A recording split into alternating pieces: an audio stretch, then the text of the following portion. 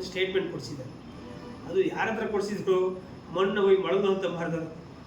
ಈ ಥರ ಭ್ರಷ್ಟಾಚಾರದಲ್ಲಿ ತೊಡಗಿದಂಥವ್ರನ್ನ ಹತ್ರ ಹೇಳಿಕೆ ಕೊಡಿಸಿದ್ದಾರೆ. ನಾವು ಕೇಳಿರೋದು ಶಾಸಕರನ್ನ, ನೀವೇನು ಮಾಡ್ತಾಯಿದ್ದೀರಿ ಅಂತ ಹೇಳಿ. ಆದರೆ ಇವರು ಶಾಸಕರು ಅದಕ್ಕೆ ಉತ್ತರ ಕೊಡಬಿಟ್ಟು ಅವ್ರನ್ನ ಬೆಂಬಲಿಗರನ್ನು ಕಳಿಸಿ ಹೇಳಿದ್ದಾರೆ. ಶಾಸಕರು ಹಾಲಪ್ಪನವ್ರು ಇದ್ದಾಗೇನು ತೆರವುಗೊಳಿಸಿರಲ್ವಾ ಅಂತ ಕೆಲವು ವಿಚಾರನ ಹೇಳಿದರು. ಅವ್ರು ಮನೆ ನೋಡಿದ್ರು. ಹಾಲಪ್ಪನವ್ರು ಇರೋಂಥ ಸಂದರ್ಭದಲ್ಲಿ ಬರೀ ಅದನ್ನೇ 10 ಜನ ಸೇರೋಂಥ ಸ್ಥಿತಿ ಬಂದಿದೆ. ಮುಂದಿನ ದಿನಗಳಲ್ಲಿ ಚುನಾವಣೆ ಬಂದರೆ ನಿಮ್ಮೆಲ್ಲರಿಗೂ, ನಿಮ್ಮ ನಾಯಕರನ್ನು ಸೇರಿ, ಶಾಸಕರನ್ನು ಸೇರಿ, ನಿಮ್ಮ ಏನು ನಾವೆಲ್ಲೋ ಒಂದು ಕಡೆ ಜಿಲ್ಲಾ ಪಂಚಾಯತಿ, ತಾಲೂಕ್ ಪಂಚಾಯತಿ ಆಗಬೇಕು ಅಂತ ಹೇಳಿ ಇದ್ದು ನಾವು ಭಾಳ ಹಣ ರಾಜಕಾರಣ ಮಾಡ್ತೀವಿ ಅಂತ ಹೇಳಿದ್ದಾರೆ. ನಾವು ಹಾಗೆ ರೈತರು ಪರವಾಗಿ ಹೋರಾಟ ಮಾಡಿದ ರಾಜಕಾರಣನ ನಮ್ಮ ಕರ್ತವ್ಯ ನಾವು ಮಾಡಿದ್ವಿ. ಈ ರಾಜಕಾರಣ ಮಾಡ್ತಾ ಇರೋರು ಇವರು ಶಾಸಕರು. ಮತ್ತು ಅದರಲ್ಲಿ ಹೇಳಿಸಿದ್ದಾರೆ, ಇವರು ಶಾಸಕರು ಹೇಳಿದ್ರೆ ಅವ್ರು ಯಾವ ಕಾರಣಕ್ಕೂ ಹೇಳಲ್ಲ.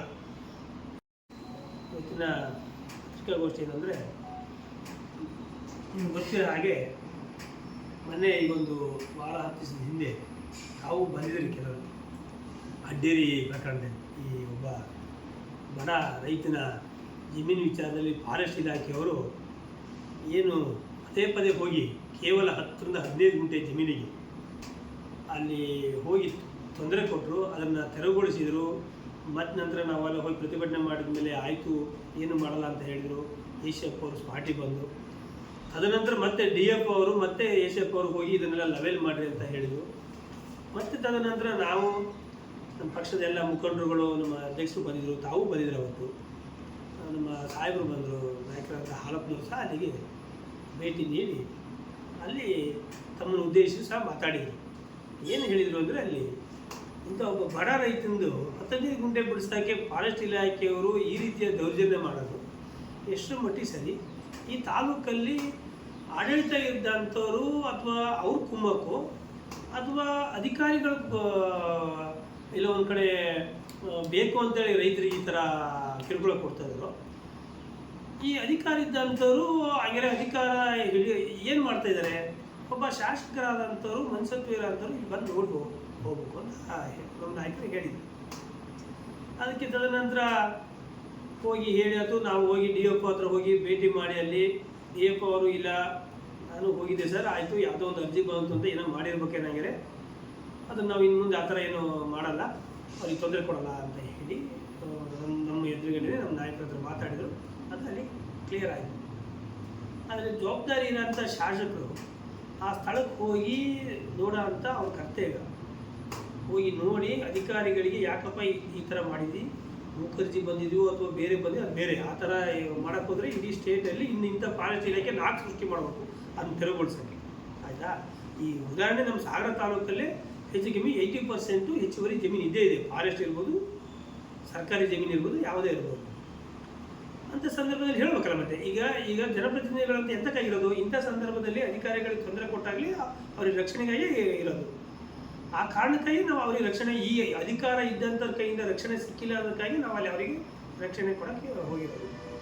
ಆದರೆ ತದನಂತರ 2-3 ದಿವಸದ ನಂತರ ಶಾಸಕರು ಅವರ ಹಿಂಬಾಲಕರ ಹತ್ರ, ಅಲ್ಲಿ ಸ್ಥಳೀಯ ಹಿಂಬಾಲಕರ ಹತ್ರ ಹೇಳಿದ್ದಾರೆ, ಒಂದು ಸ್ಟೇಟ್ಮೆಂಟ್ ಕೊಡಿಸಿದ್ದಾರೆ. ಅದು ಯಾರ ಹತ್ರ ಕೊಡಿಸಿದ್ರು? ಮಣ್ಣು ಹೋಗಿ ಮಳಗು ಅಂತ ಮಾಡಿದ್ರು. ಈ ಥರ ಭ್ರಷ್ಟಾಚಾರದಲ್ಲಿ ತೊಡಗಿದಂಥವ್ರನ್ನ ಹತ್ರ ಹೇಳಿಕೆ ಕೊಡಿಸಿದ್ದಾರೆ.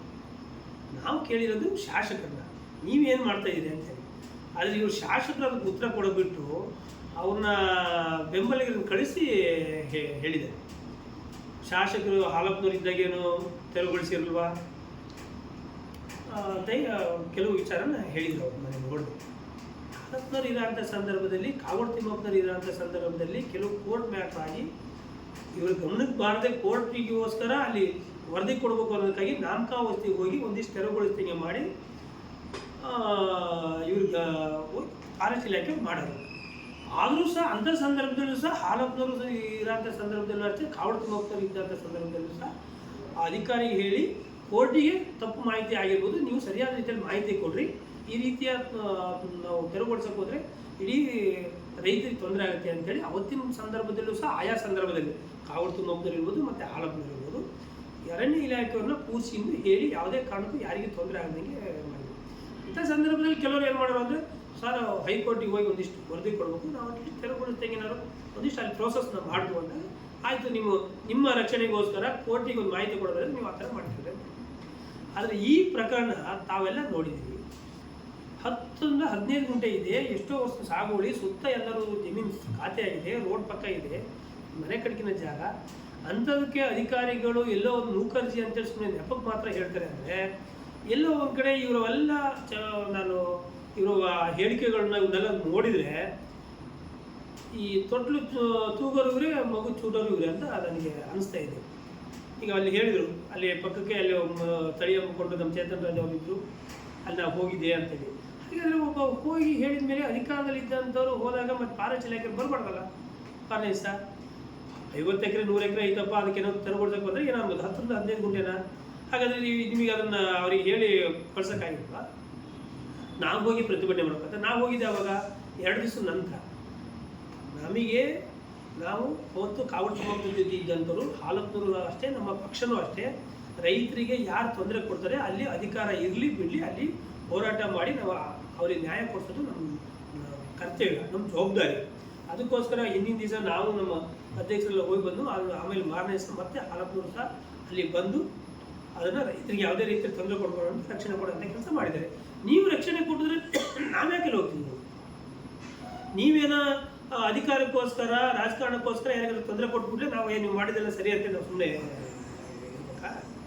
ಹಾಗಾಗಿ ಅದಕ್ಕೆ ರಾಜಕಾರಣ ಮಾಡ್ತೀನಿ ಅಂತ ಹೇಳಿದ್ದಾರೆ. ನಾವು ಹಂಗಿರೋ ರೈತರು ಪರವಾಗಿ ಹೋರಾಟ ಮಾಡಿದ ರಾಜಕಾರಣನ ನಮ್ಮ ಕರ್ತವ್ಯ ನಾವು ಮಾಡಿದ್ದೀವಿ.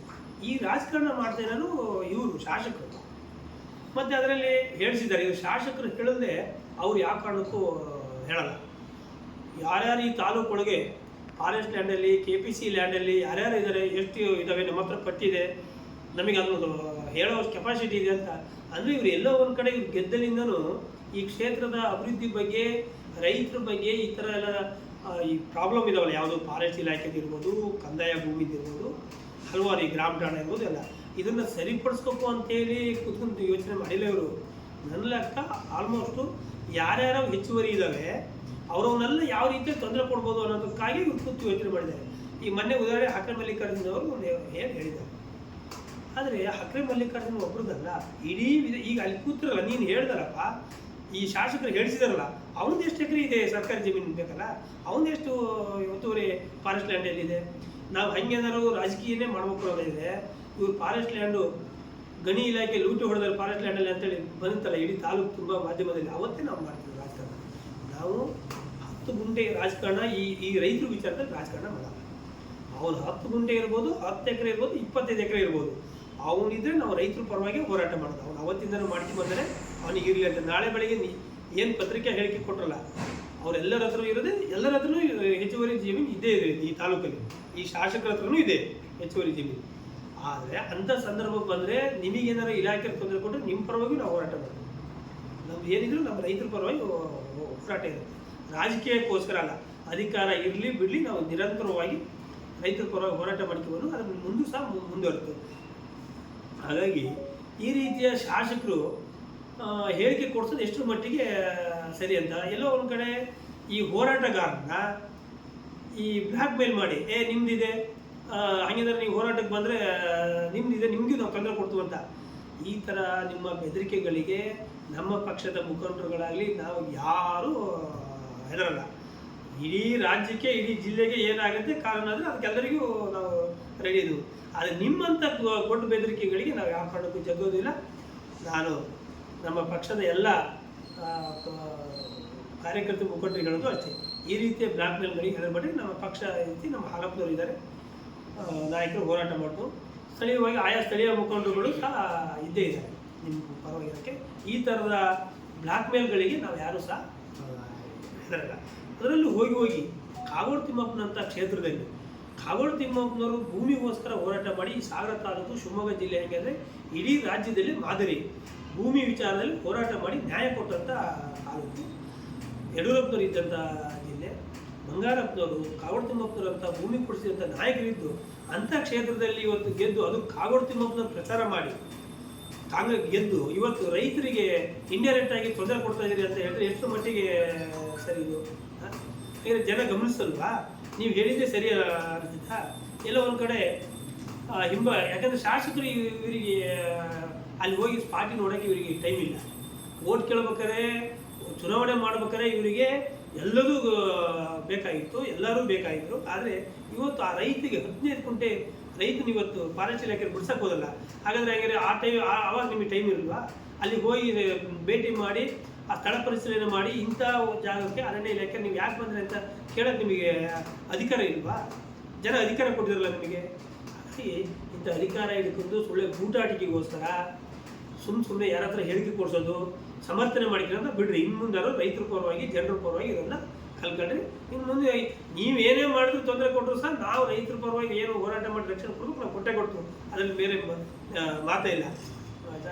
ಈಗ ಮತ್ತು ಅಭಿವೃದ್ಧಿ ವಿಚಾರದಲ್ಲಿ ತಮ್ಮನ್ನೆಲ್ಲ ಏನಾಗಿದೆ ಇಡೀ ವಿಧಾನಸಭಾ ಕ್ಷೇತ್ರ ಅಂತ ಗೊತ್ತು. ಕಾಮಗಾರಿಗೆ ಹೋದರೆ 4 ಜನ ಸೇರಿದಂಥದ್ದು ಎಷ್ಟೋ ಸರಿ ಗುದ್ಲಿ ಪೂಜೆಗೆ ಹೋಗಿ ವಾಪಸ್ ಹೋಗಿರೋದು ಭಾಳ ಉದಾಹರಣೆಗಳಿದೆ. ಇವ್ರು ಯಾರೋ ಹೇಳ್ತಾರೆ ಕೆಲವರು, ನಾನು ಅವ್ರ ಹೆಸರು ಹೇಳಲ್ಲ, ಇವ್ರ ಹೆಸರು ಹೇಳಲ್ಲ ಅಂತೇಳಿ. ಯಾರ ಹೆಸರು ಹೇಳೋ ಅವಶ್ಯಕತೆಯೂ ಇಲ್ಲ. ಈ ಮುಂದಿನ ದಿನಗಳಲ್ಲಿ ನಿಮಗೆ ಕೆಲಸ ಹಾಕಿಕೊಟ್ಟು ಬರ್ರಿ ಅದನ್ನೇ 10 ಜನ ಸೇರೋದಂಥ ಸ್ಥಿತಿ ಬಂದಿದೆ. ಮುಂದಿನ ದಿನಗಳಲ್ಲಿ ಚುನಾವಣೆ ಬಂದರೆ ನಿಮ್ಮೆಲ್ಲರಿಗೂ, ನಿಮ್ಮ ನಾಯಕರನ್ನು ಸೇರಿ, ಶಾಸಕರನ್ನು ಸೇರಿ, ನಿಮ್ಮ ಏನು ನಾವೆಲ್ಲ ಒಂದು ಕಡೆ ಜಿಲ್ಲಾ ಪಂಚಾಯತಿ, ತಾಲೂಕ್ ಪಂಚಾಯತಿ ಆಗಬೇಕು ಅಂತ ಹೇಳಿ ಇದ್ದು ನಾವು ಭಾಳ ಹಣ ಮಾಡ್ಬೋದು, ರಾಜಕಾರಣದಲ್ಲಿ ಇದ್ಬಿಟ್ರೆ, ಅಧಿಕಾರದಲ್ಲಿ ಇದ್ರೆ ಅಂತೇಳಿ ಏನು ಒಂದಿಷ್ಟು ಭ್ರಮೆಯಲ್ಲಿ ಇದ್ರಲ್ಲ, ಅವಾಗೆಲ್ಲ ಮುಂದಿನ ದಿನಗಳಲ್ಲಿ ಪಾಠ ಕಲಿಸ್ತಾರೆ. ನಾವೆಲ್ಲ ಕಾವಡ್ ತಿಮ್ಮಪ್ಪನ ಜೊತೆ ಬಂದರು, ನಾವೆಲ್ಲ ಈ ಹಾಲಪ್ಪನ ಜೊತೆ ಇದ್ದರು, ಸಂಸದರು ಸಹ ನಮ್ಮದು ಒಳ್ಳೆ ಸಿಕ್ಕಿದ್ದಾರೆ. ಅವ್ರ ಜೊತೆಗೆ ನಾವು ಸೇವೆಗಾಗಿ ಬಂದರೆ ರಾಜಕಾರಣಕ್ಕೆ ಒಂದಿಷ್ಟು ಜನ ಶಾಸಕರ ಹಿಂಬಾಲಿಗರು ಎಲ್ಲರೂ ಅಲ್ಲಪ್ಪ. ಯಾಕಂದರೆ ಕಾಂಗ್ರೆಸ್ಸಲ್ಲಿ ಕಾವಡ್ ತಿಮ್ಮಪ್ಪನ ಬೆಂಬಲಿಗರು ಭಾಳ ಸಾಕಷ್ಟು ಜನ ಇದ್ದಾರೆ. ಇವರು ಒಂದಿಷ್ಟು ಜನ ಹಿಂಬಾಲಕರು ಎಲ್ಲ ಒಂದು ಕಡೆ ನಾವು ಬಂದುಬಿಟ್ರೆ, ಅಧಿಕಾರ ಸಿಕ್ಬಿಟ್ರೆ ದುಡ್ಡು ಹಣ ಮಾಡ್ಬೋದು, ನಾವು ಶ್ರೀಮಂತರಾಗ್ಬೋದು, ಆಮೇಲೆ ಅಧಿಕಾರನೂ ನಾವು ಹಿಡಿಬೋದು ಅಂತ ಬೇರೆ ಬೇರೆ ಏನೇನೋ ಕಲ್ಪನೆ ಹಿಡ್ಕೊಂಡು ಬಂದರು. ಅದು ಯಾವುದೂ ಆಗಿಲ್ಲ. ಅಲ್ಲಿ ಎಲ್ಲ ಒಂದಿಷ್ಟು ಸಣ್ಣ ಪುಟ್ಟರೆ ಅಲ್ಲಿ ತಾಲೂಕಿನ ಒಳಗೆ ಭ್ರಷ್ಟಾಚಾರ. ಅದರಲ್ಲಿ ಏನಾಗಿದೆ ಅಂದರೆ ಈ ಶಾಸಕರಿಗೆ ಜಾಸ್ತಿ ಹೋಗ್ತೈತೆ, ನಮಗೆ ಸಿಗಲ್ಲ ಅಂತ ಇವರು ಹೋದರೆ ಅವ್ರಿಗೆ ಸಿಗಲ್ಲ ಆ ಶಾಸಕರು ಅವರವರೊಳಗೆ ಸರಿಯಾಗಿಲ್ಲ. ಆದರೂ ಇಂಥ ಸಂದರ್ಭ ಬಂದಾಗ ಮತ್ತೆಲ್ಲ ಇನ್ನೂ ಒಂದಿಷ್ಟು ಆಸೆ ಇದಾವಲ್ಲ, ಹಾಗೆ ಅವ್ರು ಸಮರ್ಥನೆ ಮಾಡ್ಕೊಂಡು ಬರ್ತಾ ಇದ್ದಾರೆ. ಆಯಿತು, ಸಮರ್ಥನೆ ಮಾಡ್ಕೊಳ್ಳಿ, ಕೆಲಸ ಮಾಡಿ, ಹೋರಾಟ ಮಾಡಿ, ರೈತರಿಗೆ ನ್ಯಾಯ ಕೊಡಿಸಿ, ಕ್ಷೇತ್ರದ ಅಭಿವೃದ್ಧಿ ಮಾಡಿ ಜನರ ಹತ್ರ ಹೇಳಿ. ಜನ ಹೇಳಬೇಕು, ಜನ ಒಂದಿಷ್ಟು ಅಭಿವೃದ್ಧಿ ಮಾಡಿದರೆ ರೈತರ ಪರವಾಗಿದ್ದಾರೆ ಅಂತ ಜನ ಹೇಳಿ ನೀವು ಅವಾಗ ಸಮರ್ಥನೆ ಮಾಡ್ಕಿದ್ರೆ ಅವಾಗ ಅದಕ್ಕೆ ಟ್ಯಾಲೆ ಆಗುತ್ತೆ. ನಿಮ್ಮ ಪಾಡಿಗೆ ನೀವೇ ನಿಮ್ಮ ಬೆನ್ನು ತಡ್ಕೊಂಡು ಸಮರ್ಥನೆ ಮಾಡ್ಕೊಂಡು ಹೋದರೆ ಜನ ಮುಂದಿನ ದಿನಗಳಲ್ಲಿ ಪಾಠ ಕೆಲಸ ಮಾಡೇ ಮಾಡಿ.